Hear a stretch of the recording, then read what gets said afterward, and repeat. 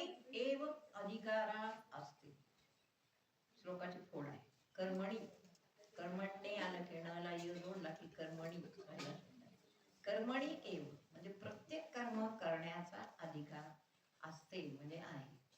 प्रत्येक व्यक्तीला नवे नवे प्राणी सुद्धा त्यांची त्यांची कर्म करतात, पण प्राण्यांना वाचा नाही, प्राण्यांना बुद्धी नाही, म्हणून त्यांना भगवंतांनी याच्यातून काय केले, सोडवले. हा, तेच मला इथं सांगायचं आता. परंतु कर्म करण्याचा अधिकार हा मनुष्याला आहेच. उलट कर्म न करता एखाद्या दिवशी आपण बसू जाऊन कुठेही की नाही आज मला काहीच करायचं नाही, कंटाळा आला, तरी काय काय करतो आपण बसून बघा. निवांत बसलो, हाताने पायाने कर्म निवांत बसले आज मी, असं मला वाटते. पण मनात किती विचार आले, खूप विचार आले. बुद्धीतून काय काय विचार केला, खूप विचार झाले, म्हणजे कर्म झालं. कर्माचा खूप सूक्ष्म आहे. कर्माची व्याप्ती खूप सूक्ष्म आहे. ती व्याप्ती लवकर कोणाला कळत नाही आणि म्हणून मनुष्य अडकतो.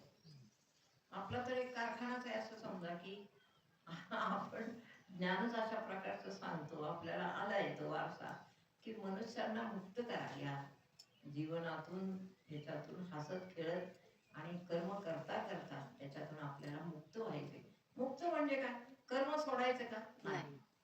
कोणतंही कर्म न सोडता ते कर्म व्यवस्थित कसं होईल हे पाहणे आणि व्यवस्थित झालेलं कर्म अर्पण करणे ही फार मोठी जीवनाचा भाग आहे. कळलं? जे माणसं कर्म शिकतात इथे किंवा जी माणसं ज्ञान शिकतात इथे, त्या सगळ्या माणसांना हा अधिकार आहे की कर्म करा. उलट सांगतात ज्ञानोबा. ज्ञानोबारायांचं सांगणं वेगळं आहे. काय सर्व संतांमध्ये ज्ञानोबा खूप खोल जाऊन ज्ञान सांगतात. त्याच्याशिवाय ज्ञानेश्वर नाही होत. ज्ञानाचा प्रत्यक्ष ईश्वर जो आहे तो मनुष्यांचं कल्याण इच्छितो, म्हणून ते खूप सखोल ज्ञान देतात ज्ञानेश्वरी. आणि काय ज्ञान देतात, कर्म हा विषय इतका गहन आहे महाराज की त्याची गती आपल्याला सुद्धा मोजता येत नाही. एक एक श्वास गेला कर्म, हात हलवला कर्म, डोळ्याच्या पापण्या किती वेळा लावतात कर्म,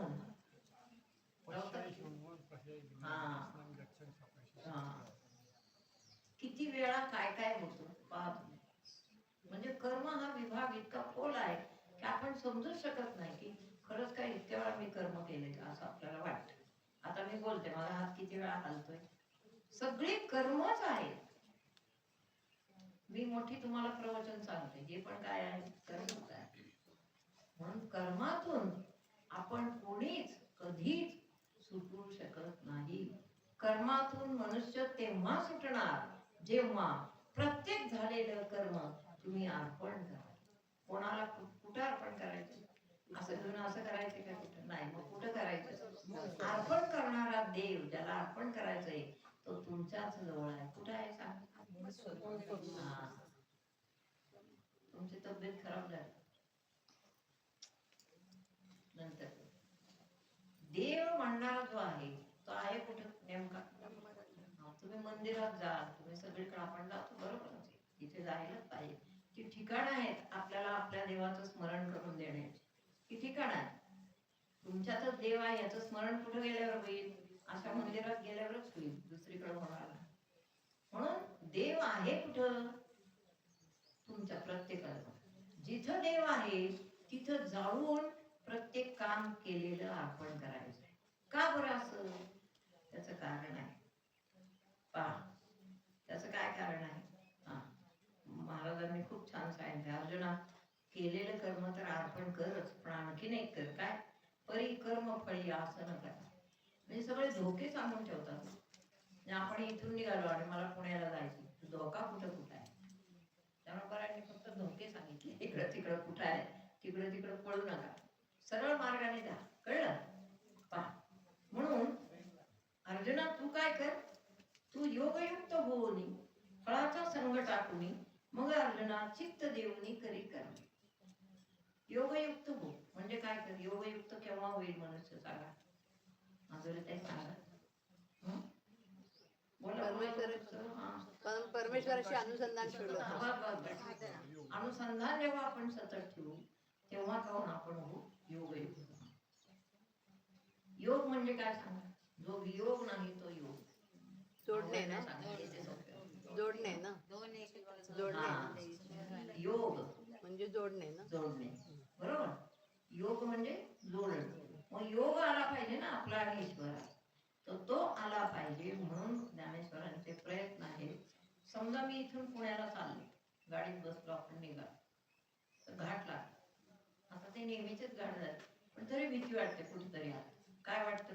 नाही, घाटातून नीट गेलं पाहिजे बरं का, सावकाश गाडी गेली असं वाटतं की नाही प्रत्येकाला? जेवढे जण गाडीत बसले तेवढ्यांना वाटतं नाही घाट लागला बरं का, एकीकडे खूप खड्डा आहे, दुसरीकडे चढ आहे, गाडी कशी जाणार? मग लगेच आपण नाम घेतलं, हे बरोबर. म्हणजे जिथे अडचण आहे तिथे सरळ रस्ता आहे, तिथे मनुष्य चालतो. रोज सकाळी उठणे, स्वयंपाक, आंघोळ करणे, स्वयंपाक करणे, मुलांना खाऊ पिऊ घालणे, ही सगळी रुटीन का? इथं तुम्हाला देवाची आठवणी येणं तर अशक्य आहे. घाईच तेवढी असते. पण आपण बाहेर पडलो आणि एखादं अवघड काम आपल्या जवळ आलं किंवा एखाद्या अवघड ठिकाणी जायचं म्हटलं की तिथे लगेच आपल्याला कोण आठवतो? ईश्वर आठवतो. देवा, गाडी नीट जाऊ दे बरं का घाटात, तिथून नीट जाऊ दे. आणि मग पुन्हा इकडे आलो की मग पुन्हा श्वास सोडतो आणि पुन्हा आपण म्हणतो नाही बरं झालं, गणपतीच्या कृपेने, माताजींच्या कृपेने गाडी काय झाली बाबा, शांतपणे आली, काही झालं नाही. मला माहिती कित्येक ठिकाणी अशा गाड्या जातात किंवा काय, लोकांना माहित नाही. आपणच सुखरूप काय येतो, कसे जातो, कसे येतो, आपण तिथे ऐकतो, टीव्हीवर बातम्या ऐकतो, पेपर मध्ये वाचतो, असे चालले होते. आणि कालच मी बातम्या वाचली विचित्र, की त्या गाडीला असा अपघात झाला विचित्र की कसं काय तरी गाडी, आणि सगळे विद्यार्थी होते. विद्यार्थ्यांच्या गाडीला आग लागली म्हणजे पाहतो, असं सांगता येत नाही. म्हणून सदैव ज्ञानेश्वरांनी सांगितलेला हा मार्ग आपल्याला मिळालाय, त्याचं मोठं भाग्य आहे. आणि जास्त वर्ष जगण्याचं हे तंत्र आहे आपल्याला, कळलं तुम्हाला? जास्त वर्ष. आता मोरगावहून एक महाराज मला भेटायला आले होते, कुमार वसावे. तर ते वरती गेले, दर्शन दिलं आणि मोरगावच्या गणपतीच्या गळ्यातला हार मला माझ्यासाठी त्यांनी आणला. त्यांनी तिकडे नाही दिला, माझ्यासाठी आणला आणि खाली तो माझ्या गळ्यात घातला. मग मी गणपतीला दिला. प्रत्येक वेळेला असं होतं. एकदा आमच्या रंजनीचे चिरंजीव आले, आमच्या बहिणींचे, त्यांनी म्हणजे काय सहज होतं ते, त्यांच्या गळ्यातला हार महाग असं होतं. जाऊ दे, आपण आवडते असं त्यांचे कदाचित, कायम असं आहे की जेव्हा मी जाते तेव्हा मोर्याच्या गळ्यातला हार आणि हे सिंदूर तो मला गळ्यात पडतो आणि एक श्रीफळ देऊन माझं स्वागत केलं जातं मोरगावला, असं आहे. त्यामुळे ही कृपा आहे, ही फक्त काय आहे. आणि ते मला म्हणाले की एवढ्या मोठ्या आजारातून तुम्ही लवकर बऱ्या व्हाल, आता फारच विशेष आश्चर्य, म्हणजे फारच आम्हाला आश्चर्य वाटतं की इतक्या तुम्ही आता प्रवचन करणार. म्हटलं हो. नाही म्हणे, इतक्या तुम्ही कशा काय लवकर बऱ्या झाला, आम्हाला आश्चर्यच वाटते. तर ही कृपा आहे. प्रत्येक वेळेला गुरूंनी दिलेल्या धड्याप्रमाणे आपण जर ॲक्युरेट चाललो, प्रत्येक पावलावर जर तोच धडा गिरवला, तर आपल्या जीवनामध्ये काय आहे, सुख. कोणताही प्रॉब्लेम असो, सगळे प्रश्न सुटतील. प्रश्न नाही येत असं नाही, प्रश्न सगळीकडे आहे, पण ते सुटणार आहे त्याच्यावर विश्वास ठेवा, कळलं? म्हणून ज्ञानेश्वर महाराज या ठिकाणी आपल्या सर्व साधकांना असं शिकवतात की बाबा रे, तू काय कर, मग योगस्थ कुरु कर्मा, कर्म योगाचं आचरण कर. कर्म नुसतं नाही करायचं, आयुष्यामध्ये येऊन सारखी कर्मच करायची असतात, दुसरं काही नसतं. आयुष्य म्हणजे कर्म आहे, दुसरं काय नाही. पण ती कर्म करता करता असं ज्ञान कुठेच नाही बरं, म्हणजे ज्ञानेश्वरी शिवाय कर्म करता करता काय कर. आता तुम्ही भाकरी करताय घरी, असं नामस्मरण कर, त्यावेळेस मुखात मनामध्ये काय पाहिजे, नाम, आपल्या दैवता. म्हणजे बाकीचं जे काही चाललंय बाहेरचं त्याचा संग तुम्हाला होत नाही. बाहेर फार धोका आहे. प्रत्येक क्षणाला बी केअरफुल अबाउट यू. तुम्हाला तुमच्या दृष्टीने सावध राहायला पाहिजे. बाहेर धोका आहे असं मी म्हणते. कशाचा धोका आहे? अनंत पंथ आहेत, अनंत श्रद्धा आहेत, अनंत गुरु आहेत. सगळं गुरूंचं तर पेव कुठलंय असं सगळं खूप आहे. हा धोका आहे. परंतु एक गोष्ट जर ज्ञानेश्वर महाराज इथे शिकवत असतील तर ती गोष्ट किंवा आपल्या सद्गुरूंनी शिकवलेली गोष्ट मनापासून जर केली तर सर्व आयुष्याच्या कर्मांचं फळ फक्त त्याच्यात. फक्त मनापासून आपल्या सद्गुरूंनी काय शिकवलंय तेवढं नीट लक्षात ठेवायचं आणि तेच करायचं. बाकीचं भरकटायचं नाही इकडं तिकडं. अर्जुना तू योगयुक्त होऊनी फळाचा संग टाकून मग अर्जुना चित्त देऊनी करी कर. अर्जुनाला प्रश्न असा पडला होता की हे तर योगाचं शिक्षण मला देत आहेत शेजारी उभं राहून, कोण भगवान श्रीकृष्ण, आणि मी तर आता कर्म करणार आहे. त्याला लढाई साधं कर्म नाही, लढाईचं कर्म आहे. एका बाईचं आपल्याशी भांडण झालं, आपण काय करू? भांडू. पुढं झालं भांडण, पुढं दोघींनी भांडल्या, पुढं काय करायचं? योगयुक्त स्त्री आहे ती काय करेल? क्षमा, बरोबर. कळलं का? आधी तर भांडणारच नाही. योगी मनुष्याचं काय लक्षण? भांडण वाढवत नाही माणूस. योगी मनुष्याचं लक्षण हे आहे, एक तर ते लक्ष देत नाही आणि दुसरी गोष्ट लक्ष देत नाही, दुर्लक्ष. हा एक खूप छान भाग आहे. घरातला एखादा मनुष्य लागला अथवा काय बोला, काय करायचं आहे? शांतम बापू. हा, दुर्लक्ष करा. दुर्लक्ष म्हणजे दुर्लक्ष असतं का आपलं? आपल्याला ऐकू येत नाही का? येत, तरी पण आपण का सोडून दिलं? कारण त्या ह्याच्यामध्ये काही अर्थ नाही. त्यामुळं आपली योग्यता समजते दुसऱ्या. हे जे अर्थी एवढं गडबड करून हे जर सोडून काही लक्ष देत नाही त्याचा अर्थ आपल्याला कळत नाही का? आपल्याला ऐकू येत नाही का? हे बघा, अहमहमिका जी आहे, अहमपणा, तो सर्वांजवळ आहे. फक्त साधना मनापासून ज्याने केली ना त्याला अहंकार कमी कमी होतो. त्याचा आपोआप आपोआप आपोआप त्रास होत नाही. आणि समोरचा मनुष्य सोडतच नाही, त्याचा अर्थ काय आहे? म्हणजे मूर्ख आहे ना. असं मूर्ख लोकांची किती बडबड किंवा काय जे असेल ते जर आपण सोडून दिलं तर तो एक मोठा प्रभाव असतो आपल्या शिक्षणात. कळलं? सोडून देणं म्हणजे तो मूर्ख आहे का आपण मूर्ख आहोत?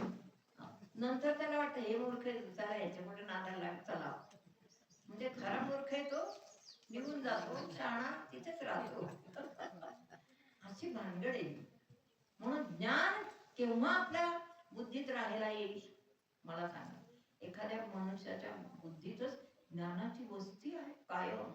कधी त्याच्याशी बोला तो ज्ञानच बोलतो. हे जर आपल्याला माहित आहे तर त्याच्याच ठिकाणी ज्ञानाची वस्ती का झाली?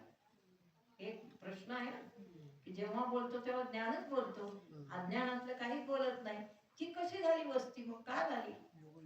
हा, सतत तो कसा आहे? योगयुक्त.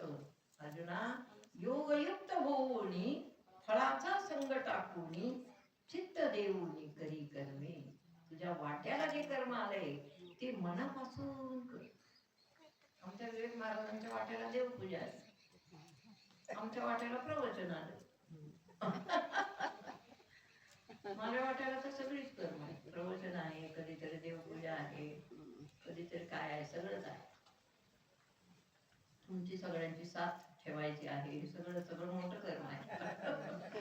तुम्हाला सगळ्यांना सतत सजग राहून सांगायचं आहे. तेव्हा स्वतःला आत काहीतरी होत असेल की नाही, की नाही आता मला कंटाळा आला असं मला वाटत असेल की नाही कधीतरी, पण तेव्हा बोलणं हे इष्ट नाही.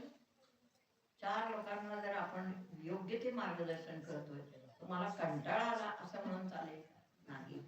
हे तिथं महत्वाचं आहे. एखादा आजारी मनुष्य, त्याला औषध द्यायचं, त्या दुसऱ्याने म्हणणार मला आता कंटाळा आला जाऊ दे, असं चालेल का? नाही. आजार बरा व्हायचा असेल तर जसं औषध नियमित तसं प्रपंच रोग सर्वांना लागलेला आहे, तो बरा करायचा असेल तर प्रवचन नेहमी. इंजेक्शन बरोबर बसलंच पाहिजे, डोस नेहमी पाहिजे. आवाज आमचे महाराज कधीतरी मला म्हणतात, तुला कंटाळा येत नाही काही, दर गुरुवारी सारखी तयारच असते प्रवचन सांगायला. ते मला माहितीये मी का तयार आवडीचा विषय आहे ना. बोलायचं म्हणून नाही आवडीचा येत. विषय आहे. माझ्या साधकांचं काय राहिलंय काय नाही ते घेऊन पुढे चालायचंय म्हणून, दुसरं काय. कारण ईश्वराने ते कर्म आपल्याला दिले, म्हणून ते कर्म अर्जुना जे देवाने तुला दिलंय ते अचूक कर. आता आमचं कर्म महत्वाचं आहे ना. जर तुम्हाला लोकांना कधीच काही नाही सांगितलं तर तुम्हाला चालणार नाही ते. चालेल मग मग माताजींना नीट राहिलंच पाहिजे. डॉक्टरांनी मला विचारलं तेव्हा, तुम्ही कसं काय असं नॉर्मल 4 दिवसात नॉर्मल कसं झाला? म्हणजे त्याचं कारण मी नाही, माझे साधक आहेत.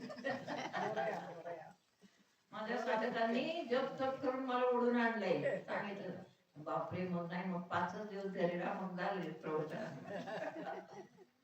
त्यांनाच धाक बसला. इतकं उत्तम मोठं सर्जन आहे ते, काय त्यांचं नाव आले नाहीत ना अजून. नाही येणार होते. नाही, त्यांना आपलं बोलवणं झालं नाही, बोलवणं नाही का. कळलं तुम्हाला. म्हणून कर्म जे ज्याचं आहे, आपण प्रपंचाची कर्म म्हणतो, असू दे ना सामान्य, पण छान आहे ते, छान आहे. मी तर नर्सिंगला होते तेव्हा, दवाखान्यात काम करायचे. किती मोठं काम असतं, म्हणजे सारखं लक्ष देऊन तिथं का. पण घरी जेव्हा आपण गॅस जवळ उभे आहोत तेव्हाचं काम सुद्धा आपलं निर्मळ मनाने झालं पाहिजे. त्याच्यामध्ये एकच आहे, मन निर्मळ पाहिजे, मनात गंदगी कुठलीच नाही पाहिजे. स्वयंपाक करणाऱ्या बाईने जर शिव्या देऊन स्वयंपाक केला, काय उपयोग आहे मला? आयतं खातो, मीच केलेलं खातो, मीच केलेलं, मग काय त्याचं उपयोग आहे? कशी असली शिव्या त्याच्यामध्ये जाणार, शिव्या अन्नात जाणार, अन्नात जाणार. आणि तो परत खाल्लं की परत मारणार. शिव्या घातल्यात ना त्या, त्याचं रक्त निर्माण झालं, त्याचं डोकं तापलं, असं परस्पर आहे. त्याचं डोकं तापणार, तो परत मारणार, आणि परत ही जास्त शिव्या देणार. स्वयंपाक नाही, म्हणून भगवंत खूप मनापासून सांगतो, बाकीच्या सगळ्या गोष्टींपेक्षा कर्म इथे खूप सावध राहा. प्रत्येक कर्म कोणतं का, कळलं का? ओबड धोबड करायचंच नाही आपलं काम. आपलं काम स्वच्छ करायचं, इतकं की भगवंताला सुद्धा असं वाटलं पाहिजे, नाही हिच्या घरी जाऊन दूध पिऊन यावं बरं का आपण एकदा, असं वाटलं पाहिजे. हिच्या घरी जाऊन जेवण करावं बरं का आपण, असं वाटलं पाहिजे. कळलं तुम्हाला? म्हणून कर्म इतकं सुंदर करा जे तुम्हाला आलंय समोर ते. म्हणून स्वयंपाकाच्या आधी सांगितलं बायकांना, स्वयंपाक करताना पुटपुटू नका. पुटपुटा फक्त नामस्मरण, म्हणजे नाम त्याच्यात जर गेलं तर तो स्वयंपाक रुचकर, पहिली गोष्ट. नंतर चवीने लोक खाणार, आणि नंतर सगळे लोक तुमची स्तुती करणार, बापरे काय केलंय. काही नाही, फक्त बटाट्याची भाजी आहे आणि वरण भात आहे आणि पोळी किंवा भाकरी, एवढाच स्वयंपाक, पण भगवंताला तो आवडतो. म्हणून कर्म याच्यामध्ये सगळं मोडतं. आता जे प्राणी पक्षी तुम्ही सगळं जे पाहता ना, काय काय आहे ते जगात सगळं पहा. त्या मनुष्य होते एकेकाळी, कर्म चुकली पक्षी झाले, कर्म चुकली सर्प झाले, कर्म चुकली वटवाघूळ झाले, कर्म चुकलं काही झालं. त्याचं प्रत्येकाचं कर्म हा फक्त इतका असा महत्वाचा शब्द, महत्वाची घटना आहे. कर्मे ईशु बदा. म्हणून मग कर्म कसं, कर्म कधी संपत नाही. किती अर्पण करा ते मागं राहतं, परत परत केलं परत अर्पण, रोज का अर्पण करा. त्याच्यापेक्षा कर्म करतानाच नाम घ्यायचं, म्हणजे आपोआप अर्पणच झालं, काहीच नाही.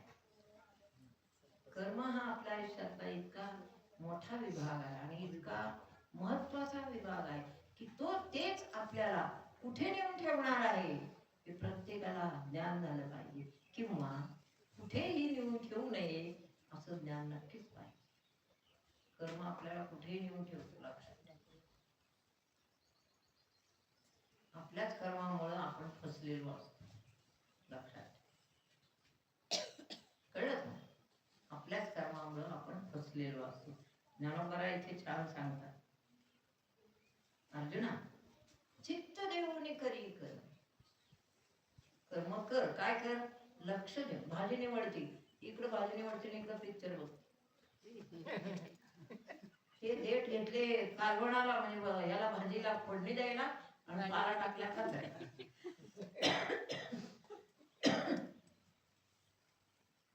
का तर ते निवडताना काय केलं, टीव्हीवर सिनेमा लावलाय, लक्ष नाही, छान लक्ष नाही. असं जर झालं तर कसं होणार, कर्म उलट होईल. चहा साखरेच्या ऐवजी मीठ टाक.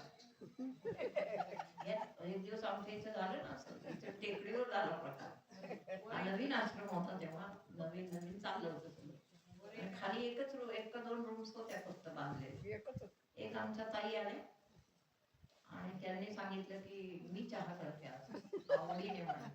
सगळ्यांना म्हटलं बरं झालं, हिला आवडायचं करू दे. आणि लाईट गेली. तर 2 पिशव्या शेजारी आहेत, त्यांनी विचारायचं ना साखरेची कोणती आहे. एक पिशवीतली मूठ भरली, टाकलं, बराच चहा. तुम्हाला माहिती काय टाकलं त्यांनी, कोणाला विचारलं नाही. चहामध्ये वरही टाकली साखर म्हणून.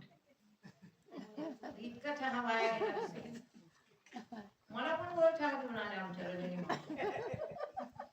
तेव्हा मी चहा घ्यायची छान पैकी. म्हटलं द्या चहा, दिला. एवढी मोठी वरही त्यात खाली. मी चहाचा घोट घेतला, म्हटलं साखर कशी नाही. पुन्हा वरईच्या पिशवीतली एवढी वरई टाकली. कारण लाईट गेली होते, पण साखर हाताला कशी लागते, वरई कशी लागते ते तेवढं नाही समजलं. अशी इतकी फजिती होती मनुष्याचं. म्हणजे लक्ष पाहिजे असं की बाबा काय चाललंय, कळलं. म्हणून अर्जुना योगयुक्त होऊन करी कर्मे. योगयुक्त म्हणजे काय सांगा, योग कुठे आहे, नामामध्ये. अजून खाली ना योग हे ते कळलं मला. पुढे नामस्मरण, नामस्मरण घ्यायचं. अजून हा बोला. श्वास वर ओढ. थोडं सूक्ष्म असेल, अवघडही असेल, पण हे पाठ करा. हेच लक्षात ठेवा, हेच लक्षात ठेवा. कळलं, सूक्ष्म आहे हे. ज्ञानेश्वरी इथून इथं उचलली, लगेच काय आपण श्वास वर ओढत नाही. प्राण ऊर्ध्व आहे ना आपला, तरी उचलली. आता काय सांगायचे, आता श्वास वर ओढला मी, त्याची काय दौडी देऊन लोकांना सांगायचं का. साधं साधं कर्म आहे असं घेतलं आणि सांगितलं. पण आज काय केलं तुम्हाला कळलं नाही. योग योग याचा अर्थ, मी श्वास वर घेतला म्हणून तुम्हाला दूध गोड लागलं, दूध दिलेलं आहे, श्वास वर घेतला असं थोडं सांगायचं सगळ्या. श्वास हे इतकं सूक्ष्म काम आहे की ते सारखं आपण घेतो हे सांगायचं कशाला. म्हणून योग युक्त हो. योग आहेच देहामध्ये तुझ्या, त्याच्यात लक्ष दे. युक्त हो म्हणजे लक्ष दे आणि करी कर. म्हणून काम करायचे, ऑफिस मध्ये काम करायचं. फाईल हातात घेतली, काय वर गेलं पाहिजे, श्वास. संकल्प झाला पाहिजे. हे भगवती आणि भगवती म्हणा आपल्या देहात एक शक्ती आहे. मी आता ऑफिस मध्ये आलेलो आहे, माझ्या हातून एकही काम, एकही माझं युद्ध कर्म चुकू नये असं म्हणा. एकही कर्म चुकू नये. यशस्वी, निर्विघ्न, शांततेत, प्रसन्नतेत, अनुकूल. आमची रोजची प्रार्थना आहे, माझ्या हातून यशस्वी बघायचं काय राहतंय का. एका वाक्यात भगवंताला सगळं मागता आलं पाहिजे, अशी युक्ती आहे.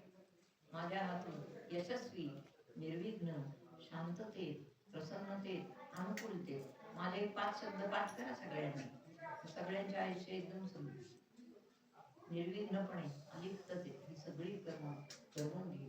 संध्याकाळी ऑफिस सुटलं लगेच अर्पण करायचं सगळं कर्म तिथेच आणि निघून यायचं. सोपं आहे. हा योग आहे ना, हा खूप सोपा आहे. इतर सगळ्या कर्मांच्या धडपडी करण्यापेक्षा सोपा आहे. कोणत्या भैरवनाथाला गुरु बायलं काय कर्म होईल? सोपं होईल? नाही होणार. हे कशानेच सोपं नाही होणार, हे ह्यानेच सोपं होणार आहे जेव्हा तुम्ही हे शिकाल आणि मनातल्या मनात करा. अर्जुना, योगयुक्त होऊन करी कर्म, याला योग म्हणतात. माझा आणि भगवंताचा नेहमी योग आहे, वियोग नाही.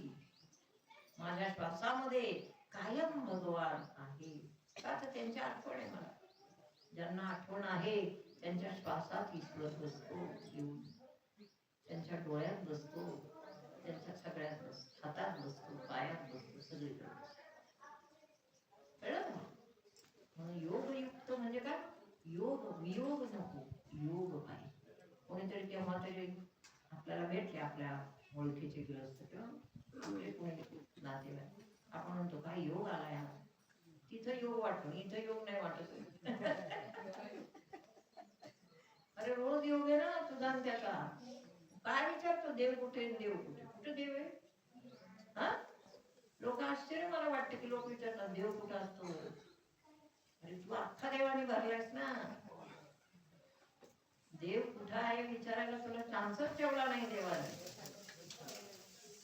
ठेवलाय का चान्स? मला डोळ्यांनी पाहतो त्याच्यात तेज त्याचंच आहे, श्वास वर घेतो त्याच्यात तेज त्याचंच आहे, मुखाने चावून अन्न पचन, आत काय आपण हात घालतो का पचवायला?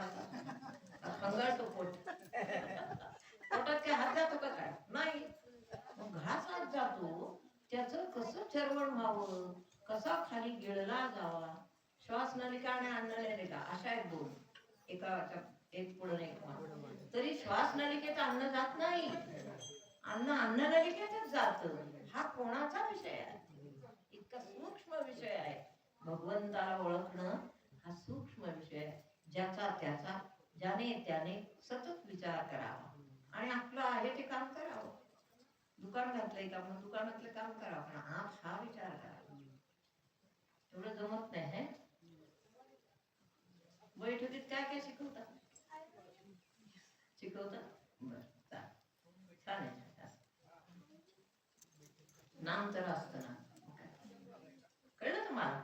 म्हणून इथे सांगितलं अर्जुना, योगयुक्त हो. योगामध्ये मी आहे, वियोगामध्ये मी नाही.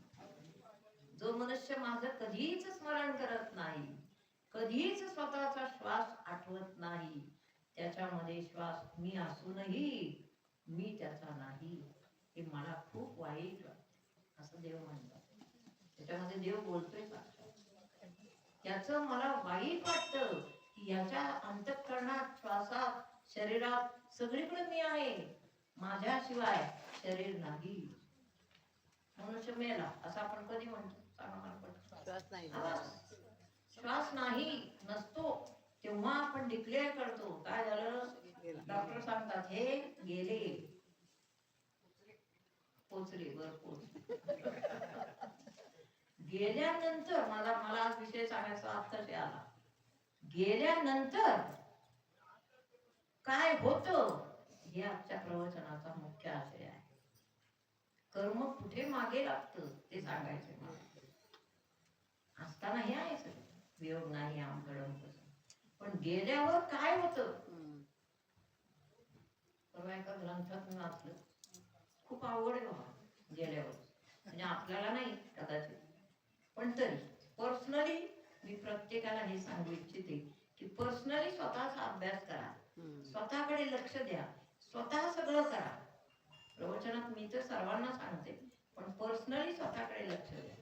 अवघड वाटेल थोडं, पण तरी हे खूप सोपं आहे, खूप छान आहे.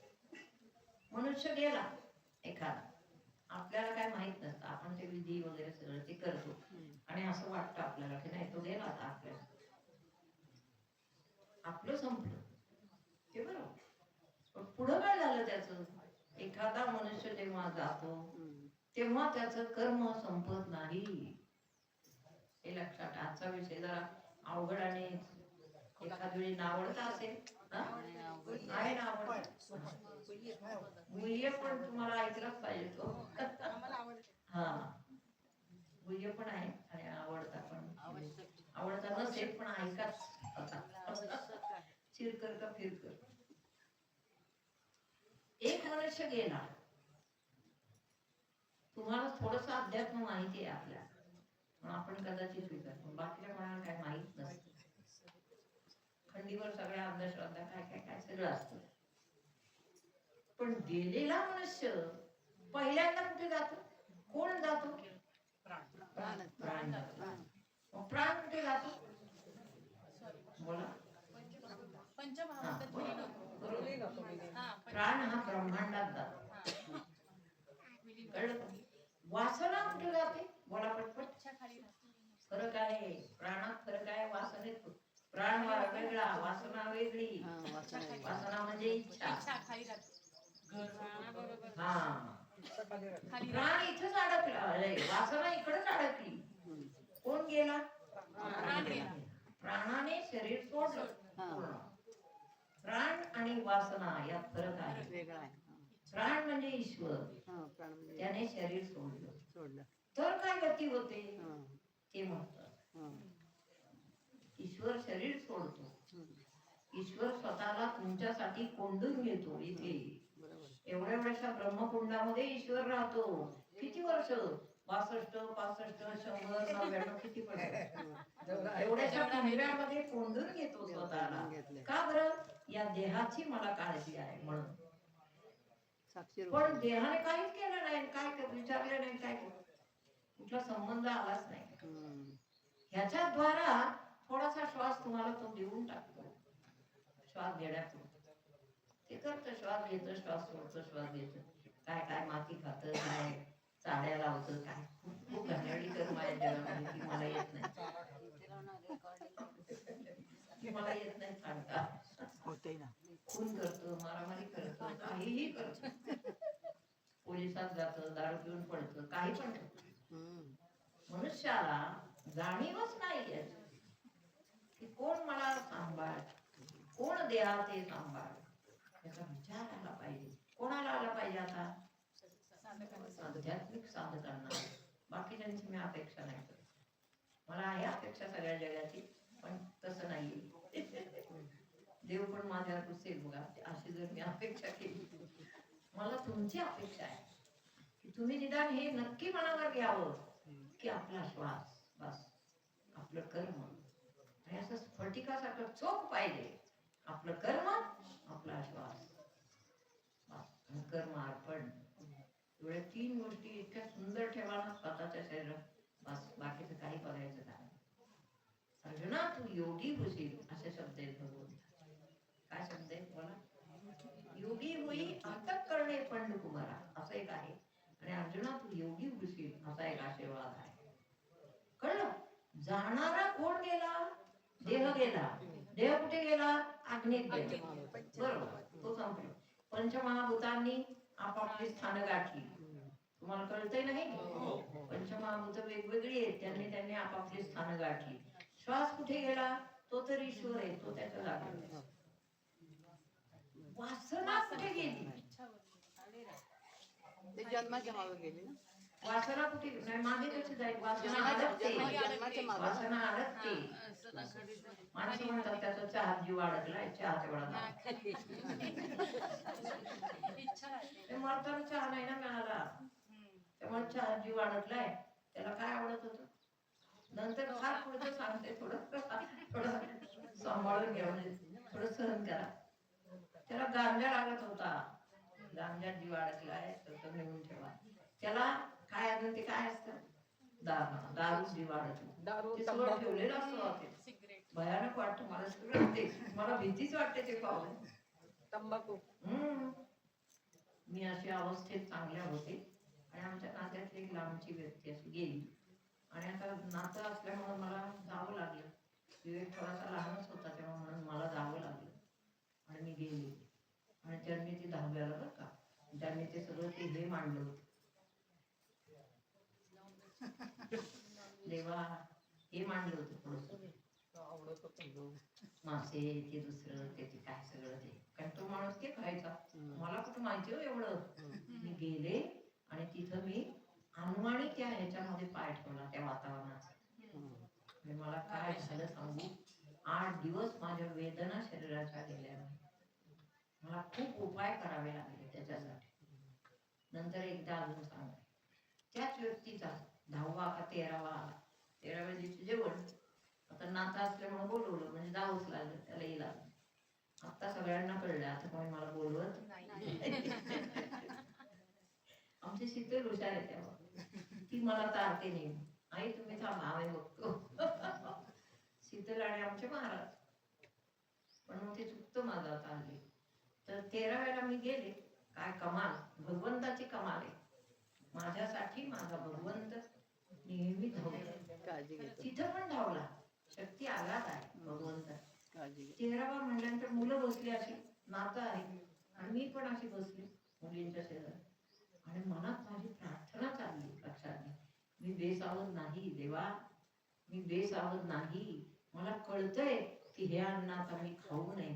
तुम्हाला माहिती, अनुग्रहित जो जो भक्त आहे त्यांनी 10वा 12वा 13वा 11वा काय जे असेल त्याचं अन्न कधीही खायचं नाही. आपलं माणूस घरातला असेल तर भाव वेगळा, आपलं स्वतःच कोणी माणूस असेल घरातला तर तो भाग वेगळा. पण बाहेर जाऊन 10व्याचं अन्न 13व्याचं अन्न काय काय असेल ते सगळं कोणी खायचं नाही. खाल्लं तर तुमची किरणं खाली जातात, ती वर येत नाही. श्राद्धाचं पण नाही, साईड 13व्याचं पण नाही. मग मी बसले अशी, त्या यांनी ताट वाढलं सगळं, वरण भात काय ते एवढं वाढलं. आणि मी सारखी शक्तीची आतून प्रार्थना करते की देवा मला फार याच्यातून, मी कसं खाऊ अन्न, मला जाणार नाही, माझं व्रत आहे देवा, माझं व्रत आहे, असं मी आपल्या सतत विनंती करते देवाला. आणि चमत्कार झाला. माझ्या बाजूने देव आहे, म्हणजे आहे ते मला खात्री आहे. मग मी ते भात आता कसं त्या म्हणलं की अहो चला घ्या घास, आता सगळ्यांना बसा बसा मंडळीत जायचं, आता घास घेणार. तितक्यात माझ्या डोळ्यातून इतके अश्रू एकदम त्या भातात पडायला लागले. टप टप टप इतके अश्रू पडले की त्याची गणतीच नाही. ते आतून आलं सगळं. मी काय केलं आणि रडणार कशाला मी, मला सांग. मी कशाला रडेन, रडू येत नाही. आपली एखादी व्यक्ती चांगली असते ती गोष्ट कशासाठी रडायची, हे खाण्यासाठी. माझी परीक्षा, पण मला आतून शक्तीने साथ दिली. आणि माझ्या डोळ्यातून इतके अश्रू व्हायला लागले की ते मला आवरेनाच. आणि ती व्यक्ती समोर बघत होती, त्यांच्या मिसेस बघत होते. शेवटी माझी परीक्षा संपली आणि त्यांनी मला सांगितलं की अहो वहिनी तुम्ही उठा आता, कारण काय तुमचं फार प्रेम होतं नाही का ह्यांच्यावर. हो, त्यांनी कबूल केलं की तुमचं किती प्रेम होतं ना दीर भाऊजाईचं. म्हटलं हो, खूप प्रेम होतं. इतके अश्रू गळाले की त्यांना वाटलं की ह्यांना भावना अनावर झाली. त्या म्हणल्या नाही तुम्ही उठलात तरी चालेल. काम झालं. काम झालं, माझं काम झालं. इतका माझी परीक्षेची वेळ आणि मला शक्तीने आतून साथ दिली, ही गोष्ट मी कधीच विसरत नाही. कळलं तुम्हाला? असं पाहिजे की आयुष्यभर आता जे पारमार्थिक आहे, ज्यांना हे माहीत आहे, त्यांनी कर्म व्यवस्थित करा. कोणत्याही कर्माकडे दुर्लक्ष करू नका. कर्म म्हणजे काय, सहज आयतं होणार आहे. दुर्लक्ष करू नका, व्यवस्थित करा. याचा अर्थ काय, फक्त नाम चालू ठेवा आतमधून सतत, किंवा प्रार्थना चालू ठेवा सतत.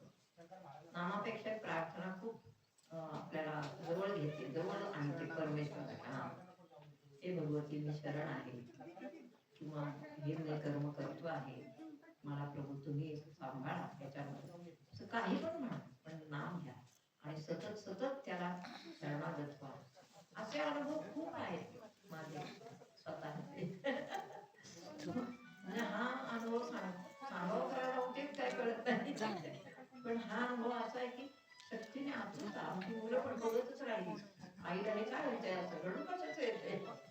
मला काही आतून रडू येत नव्हतं, आपोआप असलं. कळलं? अशी परीक्षा आपल्या अंतरंगात नाम असेल तर भगवंत आपल्याला सहकार्य करतो. कळलं तुम्हाला? जरूर करतो. भगवंताचं काम काय? नुसतं तिथं बसून हारबीर घालायचे एवढंच काम नाही. भगवंत नुसता बसत नाही. भगवंत असा चराचरात बसतो, तुमच्याकडे पाहतो, कशी आहे भक्त, चांगली आहे का, तुम्हाला आशीर्वाद देतो, म्हणजे माझ्यातर्फे का होईना पण आशीर्वाद देतो आणि तुम्हाला वरदान पण देतो. बाबा अशीच भक्ती चालू ठेवा, असं सगळं का. याला महत्वाचं आपला विषय झाला होता त्या मनुष्याची वासना कुठे गेली हा विषय झाला. गहन विषय. वासना इतकी होती, ती वासनेसहित मग त्याला यमदूत उचलतात. त्या वासनामय प्राणाला यमदूत उचलतात, ते नेतात त्यांच्या. मग वरती गेल्यावर, वरती म्हणजे आता आकाशाचा भाग आहे, मग वरती म्हणायचं या अवकाशात. वरती गेल्यावर ते काय शासन ते ठरलेले आहेत, पुष्कळ ग्रंथामध्ये खूप आहे, कोणाला कोणतं कोणाला सगळे सांगितलं. आपण त्याचं वर्णन नको करायला. म्हणजे इतकं विचित्र आहे. मी ध्यान साधना जेव्हा करायची, आताही करते, पण तेव्हा साधनेच्या कालामध्ये, तेव्हा एकदा ध्यानाला बसले, प्रचंड ध्यान लागून गेले, वैराग्य आलं शरीरावर आणि त्या क्षणी मला यमलोकाचं दर्शन झालं. काय कारण आहे का? यमलोक ईश्वर प्रत्येकाला दाखवतो, लक्षात. म्हणजे असं जिवंतपणे ध्यानानं का दाखवतो? तर साधकाने कर्म नीट करावी, नाही केली, चुकलं तर इथे यावं लागेल हे दाखवतो तो. आणि तिथं मी अशी शांत बसलेली, समोर काय दिसते मला कळलं नाही, काय आपल्या समोर देव नाही, काय नाही, काय नाही, हे वेगळंच चाललंय. तर तिथे असं मला दिसलं, एवढी मोठी अशी कढई आहे, त्याच्यात तेल उकळत आहे आणि अशी माणसं घेऊ घेऊ त्याच्यात टाकताय उकळत्या तेला. हे तिथले शासनाचे प्रकार आहे. दुसरं एवढा मोठा विस्तव तापलेला आहे, त्याच्यात काही माणसं टाकतात. म्हणून कर्मण्येव अधिकार असते. खूप खूप भगवंताने मनापासून हे सांगितले की बाबा रे, कर्म कर, त्याच्या फळाची इच्छा करू नका. आता ते तसं सांगितलंय. असं समजा मी इथून गेले रस्त्यावर आणि गाडी यावी असं मला वाटते, तर मी इच्छा करू नको का? तसं नाही. योग्य फळ, योग्य कर्म कर, त्याच्या फळाची इच्छा कर, फळ बघून झालं की अर्पण कर, हे ते प्रकार, बाकी नाही. पण असं खूप मला दिसलं. एक अग्नीचा असा खांब होता जळता आणि त्याला काटे लावले होते, खिळे, त्याला काहींना मिठ्या मारायला लावत होते. असं सगळा यमलोक साधनेमध्ये मला दाखवला गेला. शिक्षा कशा? ती वासना मी म्हटलं ना, वासना उठतात, वासना भोंगावतात घरातल्या असलेल्या लोकांमध्ये. जर त्यांनी काय खाण्यापिण्याचं काय ते लगेच पूर्तता करायची, नाही केली तर तुमच्या पोकांडी गोष्टी, पण ती पूर्तता करा. आणि ती बाकीची जी वासना आहे ती अशी त्यांना शिक्षा मिळते किंवा जन्म मिळतात. शिक्षा झाली की जन्म. हा सगळा कारभार हा भगवंताच्या अंडर आहे, आपल्या अंडर काही नाही. आपण मनुष्य म्हणून आलो ते केवळ कर्म करा, तुमचं तुमचं फल भोगा, तुमचं तुमचं आनंदी राहा आणि कर्म प्रत्येकाने सांभाळून राहा. सांभाळून म्हणजे शिका, कर्म अर्पण करा. म्हणायचं काही नाही ना आलं तर म्हणायचं देवा ते सगळं तुला अर्पण. एवढंच काही नाही. ज्याला येत ना, त्यांना ही भाषा अवघड वाटते, ज्यांना काही माहित नाही, त्यांनी फक्त एवढंच म्हणा, देवा मी हे जे केले नाही तुला बस एवढं. असं सोपी भाषा. भगवंताला काय सोपी भाषा चालते? शबरी सारख्या म्हातारीची इतक्या लहानपणापासून तरुणपणापासून तिने सेवेचं काम केलं, तर म्हातारी झाली, तिची भाषा कळली ना देवाला. तिचं काय कळलं देवाला? चोरून बोर उष्ट केलं ते देवाला कळलं.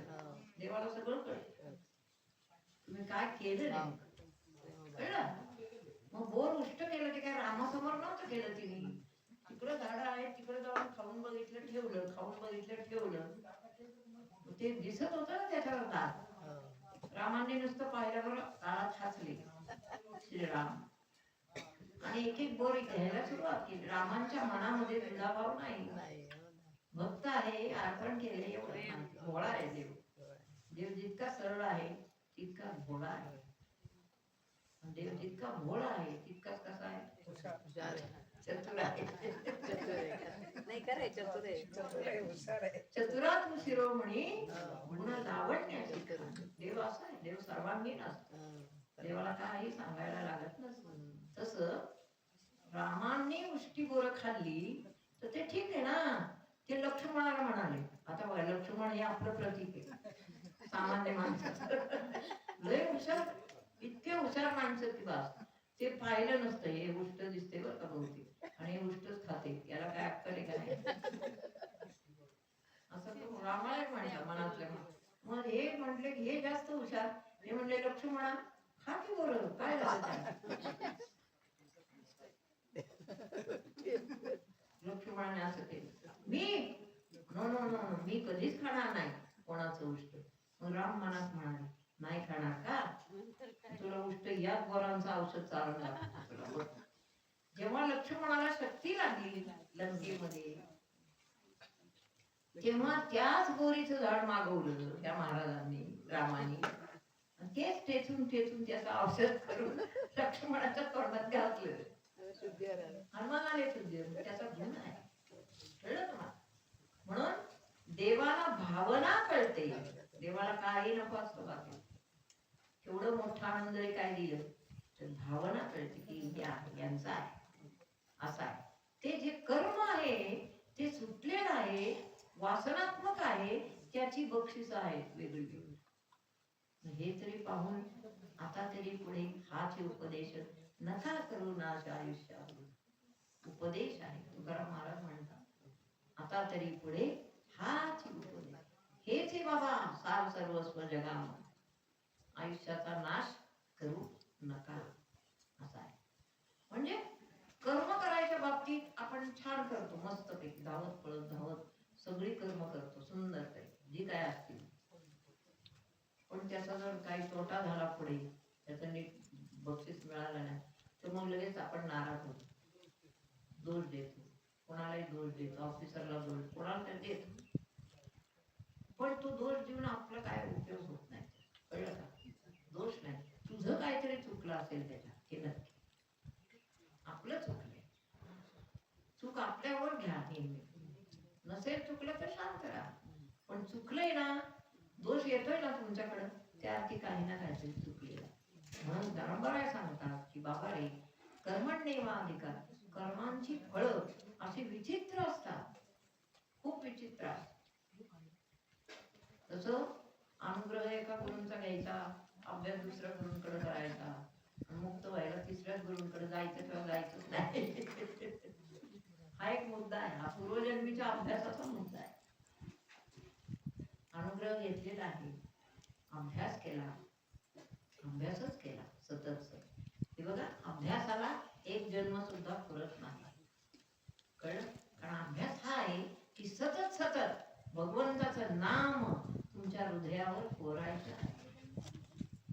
काहीच नाही अभ्यास दुसरा. अभ्यास काय, आम्ही सांगतो तुम्हाला श्वास वर घ्या, श्वास खाली सोडा, पण तो श्वास पण आपोआप वर जाईल. कधी तुम्ही नाम घेत राहिला तर तो श्वास पण आपोआप वर जाईल. आता इथे कितीतरी अनुभवी आहे की ज्यांचे श्वास वर घ्या नाही तर नका घेऊ, शक्ती वर चाललेली. काय सांगायचं, आपोआप प्राण सगळ्या देहातून, त्यांना कळतंय सगळ्या शरीरातून फक्त प्राण वर चालले. सगळे मशीन चालवले, ऊर्ध्व चालले. का, प्राणाला ज्ञान झालं की आता मला ऊर्ध्व गेलं पाहिजे, म्हणून तो प्राण सगळ्या नसा नसातून ऊर्ध्व चाललाय. आणि सोनेकरांचा अभ्यास खूप दांडगा आहे, अभ्यास दांडगा, कर्तृत्व छान, आणि श्वासाकडे कर्म अर्पण, आणखी काय पाहिजे देवाला, सगळंच तसं. त्यामुळे असे अनुभव आहेत. म्हणून जगातल्या प्रत्येकाने व्हावा अशी जरी इच्छा असली तरी तसं होऊ शकत नाही. सद्गुरूंच्याकडे आलेले जे साधक आहेत त्यांच्या बाबतीत हा अपेक्षा करणं बरोबर आहे. म्हणून काय आपला श्लोक आहे, कर्मण्येवाधिकारस्ते तोच आहे, मा फलेषु कदाचित्. किती चाललंय फक्त, हार मानते का काय म्हणते, हार नाही मानणार, फक्त एक तास झाला, एकला चालू झालं, एक तास, 15-20 मिनिट. पुढे काय? अर्जुना, तुझ्याकडून कर्म ठीक होतंय, तुझ्याकडून अर्पण होतंय, सगळं छान होतंय, मग काय करायचं? अर्जुना, तू योगयुक्त होऊनी फळाचा संग टाकूनी अर्जुना चित्त देऊनी करी कर. मगाशी सांगितलं, प्रत्येक कर्मामध्ये चित्त पाहिजे, लक्ष पाहिजे. लक्ष देऊन कर्म करा, नाहीतर मग कर्म चुकलं की पुढच्या सगळ्या भानगडी आपोआप आल्या पार. अर्जुना, असाच कर्म करीत करीत गेला तो तुझं कर्म हीच तुझी सिद्धी होईल. काय होईल? पुढचं ऐकत राहा. कर्म हीच सिद्धी प्राप्त होते आणि ती सिद्धी प्राप्त झाल्यावर जे कर्म हातात घ्याल ते अनायासा सुलभरित्या होऊन जातं. कोणतं का कर्म हातात घेणार ते कर्म अनायासा सुलभरित्या होऊन जातं. त्या कर्माचा तुम्हाला क्षीण येत नाही. वास्तविक कर्माचा क्षीण येतो, पण जर भगवंताची मदत आपण त्याच्यात घेतली. आता बघा, ज्वारी दळायची आहे तर गिरणीतनं जाता हल्ली बायका काय करतात, घरीच मशीन आहे ना, मशीन हलका झाला की नाही? तसं आहे, भगवंताचं मशीन आहे एक इथे, ते जर काढून आपण हातात घेतलं आणि लक्ष दिलं म्हणजे त्याच्याकडं, तर मशीन आपल्याच जवळ आहे. चालवायचं कसं हेही आपल्याला माहित आहे, सगळंच आपल्याला माहित आहे. मग सतत स्वतः शीण का घेतात? त्याला त्याच्यावर सोडून द्या सगळं, म्हणजे दळण आपोआप, प्रपंचाचं दळण आपोआप होईल आणि कर्म आपोआप सिद्ध होतील तुमच्या. पुढे बघा. म्हणून अर्जुना, त्याच्यासाठी समत्व चित्ताचे तेच सार जाण भक्ती योगाचे, जेथ मन आणि बुद्धीचे ऐक्य आहे. कोणाकोणाला हे प्रवचन कदाचित अवघड वाटेल, पण ऐकून ठेवा. आपल्या हॉलमध्ये पण पुन्हा याचं स्पष्टीकरण देईन मी, नाही असं नाही. बघा, थोडा अवघडच विषय आम्ही घेतलाय मुद्दा.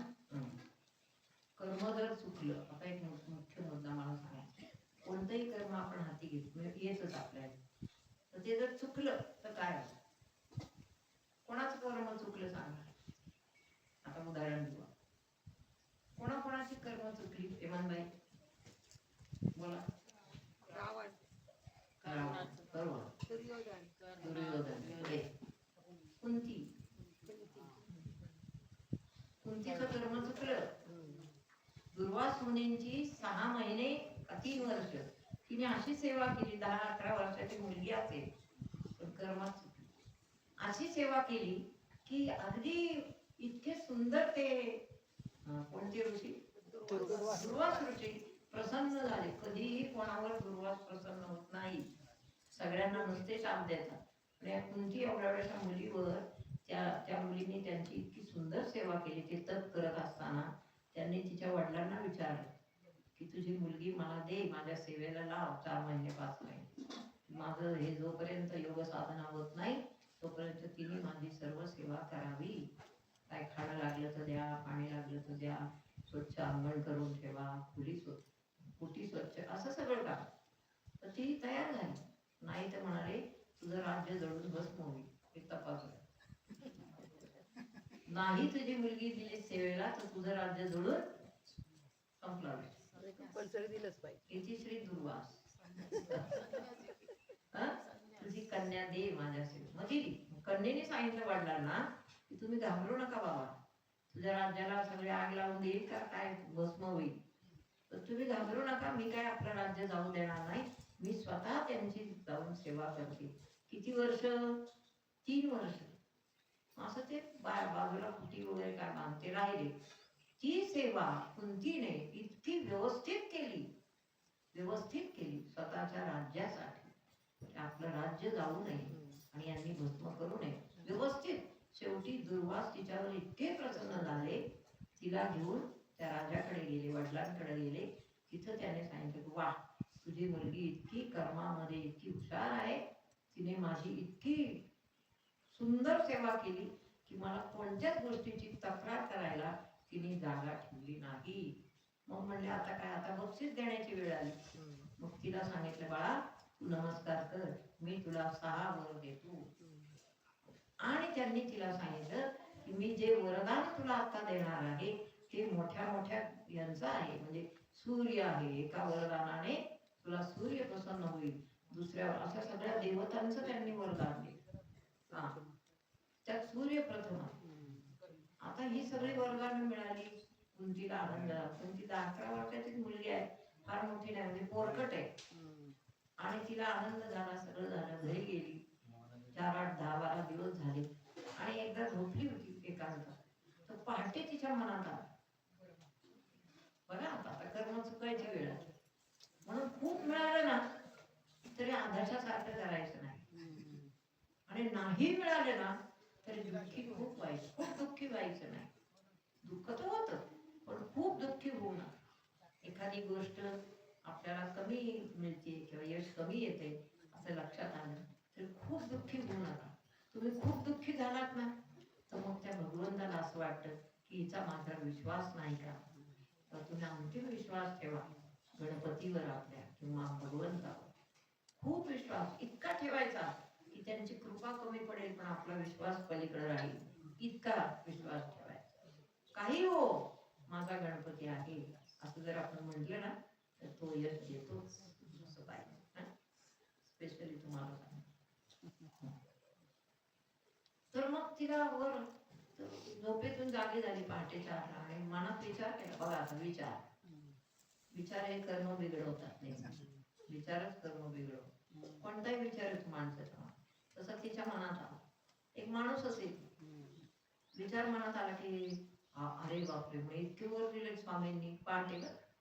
मग त्या सूर्याचा पहिला वर आहे, आपण परीक्षा का नको बघायला? आता कोणाची परीक्षा बघता? प्रत्यक्ष सद्गुरू आहेत, त्यांनी वर दिले तर त्या वराचीच परीक्षा बघायला निघाला. परिणाम काय झाला? दुःखद परिणाम. शेवटच्या क्षणापर्यंत दुःख भोगलं कुंती. असं बसले आणि म्हणाले खरंच असतील का हे वर, खरे होतील का? चला म्हणे एका तरी वराची परीक्षा बघू. म्हणून बसली, पहाट व्हायला आली, सूर्य उगवायला आला आणि प्रार्थना केली. तो मंत्र म्हटला, श्वास वर घेतला आणि समोर सूर्य सूर्य मनुष्य बनून तिथे आला आणि पुढचं सगळं रामायण. कर्णाचा जन्म झाला. सूर्यपुत्र कर्ण, कर्म चुकलं आणि कर्ण जन्माला आला, तो खास सूर्याचा पुत्र. मग कर्म लपवावं लागलं. लक्षात घ्या, कर्म मग फार वाईट. आपल्या हातून वाईट कर्म होणं आणि आपण ते लपवाछपवी करणं ते फार, त्याला काही शब्द नाही. लोकांचा अपमान होतो, सगळं काय काय होतं ते तुम्हाला माहिती. मग ते लपवलं. स्वतः एकटी एकादशीला बरोबर घेऊन एका त्या नदीच्या किनारी गेली. असं छान पाळणा बनवला, त्याच्यामध्ये त्याला झोपवलं. लहान तानं बाळ दुपट्यात लपेटून झोपवलं आणि दिलं नदीच्या प्रवाहात. तेव्हा तिने काळजी केली का की हे माझं बाळ कुठे जाईल? नाही केली. आई म्हणून तिला खूप दुःख झालं. आई आहे शेवटी ती. खूप दुःख झालं. कुंतीने शेवटच्या क्षणापर्यंत आयुष्याच्या कर्णाचं दुःख आज भोगलं. लक्षात, याला म्हणतात कर्म. मला हे सांगायचं, यालाच म्हणतात कर्म की जे शेवटपर्यंत तुमचं साथ सोडत नाही. एखादी गोष्ट चुकली की ती साथ शेवटपर्यंत. म्हणून आता तुम्हाला हे करते मधली आयडिया. एखादं कर्म चुकलं असेल आपल्या हातून तर साधकांनी आत्ता श्वास वर, आता म्हणजे घरी जाऊन श्वास वर घेऊन त्याची पूर्णरित्या क्षमा मागा. अशी क्षमा 3 दिवस मागा, म्हणजे चुकलेल्या कर्माचं तुम्हाला प्रायश्चित्त घ्यायला नको. हे मी माझ्या अधिकारात सांगितलं, काय होतं ते बघा. सद्गुरूंचा अधिकार आहे. कळलं? असा आहे. म्हणजे साधकांसाठी खास मी नियम खाली आणला, देवाकडूनच खाली आणला. तर असा आहे. कर्म एकदा चुकलं रे चुकलं की त्याच्या परीक्षा असतात, त्याच्या शिक्षा असतात सगळ्या जन्मभर. शेवटी कर्णाकडे गेली, सांगितलं बाळा तू माझाच पुत्र आहे. कर्णाला माहिती आहे, ज्ञानी आहे तो. त्याने इतकी निर्वचना केली तिची, तू आहेस का माझी आई? मला कल्पना नाही, सॉरी, मी आपल्याला ओळखत नाही, सॉरी. असं केलं त्याने. मी तुला ओळखत नाही. कोण स्त्री आली माझ्या पुढे, मी ओळखत नाही. आय एम नॉट असं त्याने सांगितलं. मग काय राहिलं आपलं? मुलाने आईला सांगायचं मी तुला ओळखत नाही. एखाद्या आईने 2 थापड्या मारल्या असत्या माझ्यासारख्या असली तर, पण ती नाही ना, ती चुकवलं पहिलं. कर्म चुकल्याचे प्रभाव जन्मभर आपल्या आपल्या पुढे येतात. कळलं का? म्हणून कर्म चुकू नका. आणि कर्म छोटी मोठी सगळी असतात. चुकायचं नाही याचा अर्थ काय करायचं? प्रत्येक क्षणी म्हणायचं कर्म नको चुकायचं असं नाही म्हणायचं. फक्त आतमध्ये कोणाला कोंडायचं आहे? आतमध्ये ईश्वर आहेच, त्यालाच प्रार्थना करायची. कळलं तुम्हाला? तुम्ही सिरियस नाही ना झालं या प्रवासाला? हे राहिलं ना, काय? वासना कुठं राहिली पुढचं? वासना गेली तशी कर्णाची पण, कर्णाला पण आईचा सहवास हवा होता ना, म्हणून तो अति चिडला होता. म्हणून त्याने बक्षीस दिली सगळ्यांना. अभिमन्यूला मारलं, अभिमन्यूला नाही का मारलं, ते कर्णाने मारलं. म्हणजे स्वतःच काय झालं नाही पूर्ण, आईचा सहवास मला मिळालाच नाही, हे फार मोठं त्याच्यापुढे अपमानास्पद वागणूक होती. आणि कुंतीच्या एका कर्मामुळं शेवटपर्यंत, म्हणजे महायुद्ध झालं, कर्णाने मारलं, कर्णालाही मारलं, सगळंच झालं, हे खूप घोर महायुद्ध. हे केवळ चुकीमुळे आहे, कर्म चुकल्यामुळं घोर महायुद्ध झालं. मग इतकं असं व्हावं का? वासना, वासनेचं त्यांनी आठवण केली. कुठे गेली वासना? तुमच्या आमच्या सर्वांच्या मनात थोड्या थोड्या का होईना इच्छा असतात, सुप्त गुप्त इच्छा असतात. त्या इच्छांचं आपण काय करायचं मला सांगा? इच्छा येणारच. मन आहे, श्वास आहे, बुद्धी आहे, सगळे इच्छा येतेच. तर मग काय करायचं? बरोबर, जेव्हा जेव्हा वेगळी इच्छा येईल, जेव्हा जेव्हा काय वेगळं होईल, जेव्हा जेव्हा अनिष्ट इच्छा येतील, त्याच्या सर्व इच्छा काय करा? हा मी सांगते ना, हा प्रवचनाचा विभाग अति पवित्र आहे. अति कुठं नाही नाही ना, कुठंच नाही. अति पवित्र आहे. म्हणून पवित्र तुम्ही ऐकता, खूप पवित्र ऐकता. भाग गेला, क्षीण गेला, गेला, आनंद. सगळं भगवंताला दिल्यानंतर एकच उरतो तो आनंद. आनंद, बस आनंद होतो. मग वासना नाही. काय वासना कुठे गेली असं त्यांचं मत आहे? कुठे गेली असेल बघा. जन्म घेणे लागे तिकडे गेली, वासना आली होती. तेव्हा याच्यासारखा कस काय बरं, इतकं सुंदर कस काय बरं त्यांचं, इतकं छान आहे मूल त्यांचं, इतकं सुंदर कस काय? हा कुठेतरी सुंदर म्हणून मूल झाला, मूल झाला, परत सगळं भोगलं, परत झालं, परत मेला, परत वासना दुसरी आली की हे सगळं वैभव आहे यांचंच कस काय आम्हाला कसं नाही मिळत? म्हणजे कोणती वृत्ती झाली? अशी वृत्ती झाली. मग वेगळ्या जन्माला गेला. असं आहे. जन्म किती आहेत माहिती आहे तुम्हाला? ते नुसतं नाही म्हणायचं मला जन्म सांगा. विंचू, विंचू काय करतो? आणि काय संबंध आहे? काही संबंध नाही. मग काय येतो डंक काय? गुणधर्मच येतो. मागच्या जन्मीचं जे काही त्याच्याजवळ असेल, त्याच्याजवळची वस्तू कोणतंही घ्या, असंच आहे, कोणतंही घ्या. हे कर्म हा जो विभाग आहे हा अति सूक्ष्म विभाग आहे. याच्यावर मोठे मोठे महात्मे कधी बोलत नाही आणि कोणी काही कधी सांगत नाही. कारण प्रत्येक जण स्वतंत्र आहे. याच्यावर प्रत्येक मनुष्य स्वतंत्र आहे. कोणी कोणाची वासना बघत नाही, दिसत नाही, आणि कोणाला कसली काही कळत नाही. कोणाला काय इच्छा आहेत, कोणाला कळतात का? नाही. म्हणून प्रत्येक साधकाने, आता मी फक्त साधक म्हणतो, प्रत्येक साधकाने सावध व्हायचं आहे आणि आपल्या इच्छा, आपल्या वासना सांभाळायच्या आहेत. आणि कशा सांभाळायच्या? चांगल्या आहेत तेवढ्या ठेवा, वाईट आहेत, अनिष्ट आहेत तेवढ्या पटपट अर्पण करून घालवून टाका. इच्छा होणं ही वेगळी गोष्ट आहे. प्रत्येकाच्या श्वासात सगळ्या इच्छा आहेत, त्या होतातच. तिथं सावध राहायचं. इच्छा बाहेर आली की सावध राहायचं. राहाल इथून पुढे. खूप अवघड अभ्यास आज सांगितला. कोणाला पटला, कोणाला नाही, शिवाय कोणाला समजला, कोणाला नाही, कितपत समजला याचा विचार आपण पुढच्या प्रवचनामध्ये करू. पुंडलिक वरदा हरी विठ्ठल श्री ज्ञानदेव. माझी इच्छा होती आज कर्मावर सांगायची म्हणून सांगितलं. एक कर्म केलं की दुसरं कर्म मागे लागतं. लक्षात ठेवा. हा एक मुद्दा